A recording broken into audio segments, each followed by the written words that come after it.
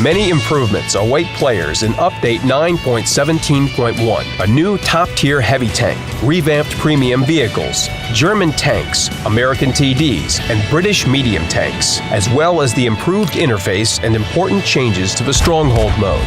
Learn more right here.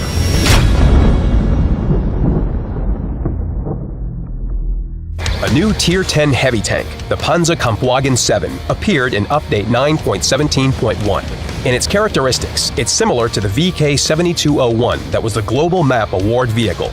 The difference is in their guns. The newcomer has lower damage per shot, but better accuracy, stabilization, and aiming time. Regarding its playstyle, this heavy tank is a logical continuation of the VK branch. That's why it occupies the mouse's place in the tech tree. Also, two more new vehicles were added, the VK101P and Moisien. These vehicles will come before the mouse.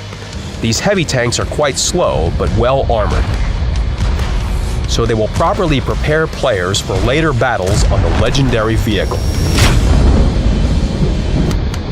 Some German tanks were significantly reworked in Update 9.17.1. The mouse gun was improved.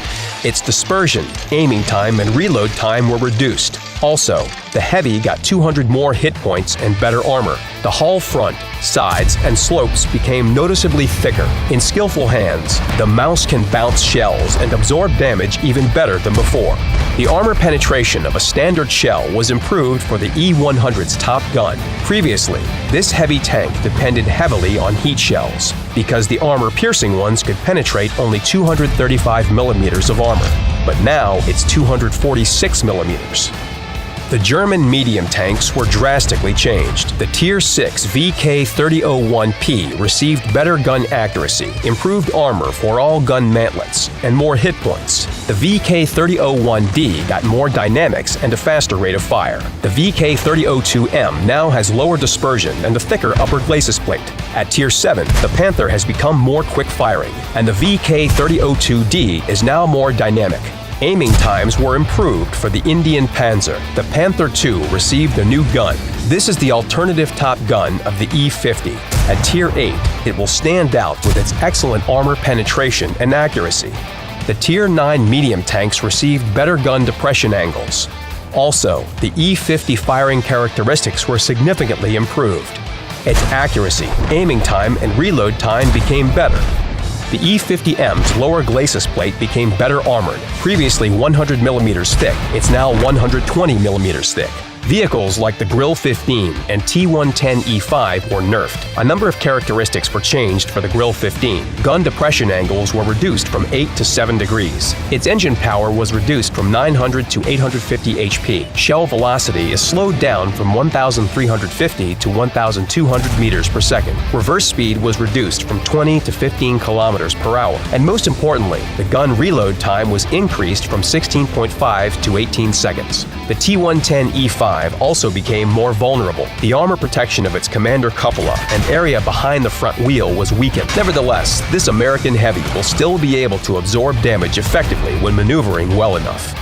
The maximum speed of the American TDs was increased. Now the T-28 accelerates up to 22 kilometers per hour, the T-28 prototype up to 28 kilometers per hour, and the record breaker for slowness, the T-95, up to 20 kilometers per hour. Also, all three TDs got a faster reverse speed. The speed of the two British Centurion tanks was also buffed. Now it's up to 50 kilometers per hour. Additionally, their rate of fire was improved, and this increased their damage per minute significantly.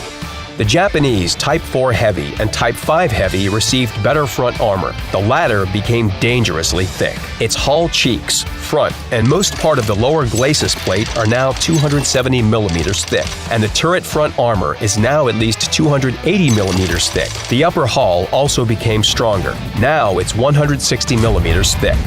The Japanese heavies were given howitzers. The top tank has two types of high explosive shells with an average damage of 1,000 and 1,300 respectively. In practice, it does 400 to 600 damage per shot, but if you get lucky, you can knock more than 1,500 HP off the enemy. We continue to improve premium vehicles. In Update 9.17.1, a few more tanks were reworked. The FV-4202's speed was increased from 40 to 50 kilometers per hour. The T-34-85M received reduced dispersion and aiming time, as well as better armor penetration. The Japanese Tiger got better armor penetration for APCR shells, up to 194 millimeters. Also, its gun mantlet became stronger. The Panther M10 changed significantly. Its accuracy, aiming and reload time, view range, and maximum speed became better. Also, it now has thicker skin due to its spaced armor.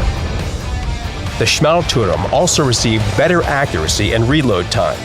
Visit the official website to find more details about all changes.